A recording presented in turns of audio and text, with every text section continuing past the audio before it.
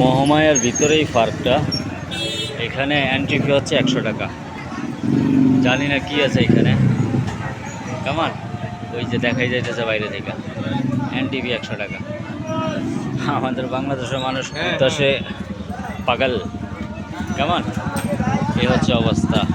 ওই যে সবাই বেরোইতেছে মুখ কালা করি। কেমন এখানে ঘরটর ভাঙে এই যে ফুচকার ঘর বানাইছে। এই যে এটা ঘর ছিল আগে, এখন ফুচকার ঘর বানাইছে। 100 টাকা টিকিট। এখন আমরা চিন্তা করলাম ওই যে নারকেল গাছের বাতি যেহেতু বাইরে থেকেই দেখা যায়, আমরা ভিতরে না যাই, ভিতরে না যাই আমরা বাইরে ফুচকা খাই, সেটা ভালো। এই হলে আমাকে চিন্তা ভাবনা। ভালো থাকেন সবাই। আজকে ঈদের তৃতীয় দিন। আল্লাহ হাফেজ, টাটা।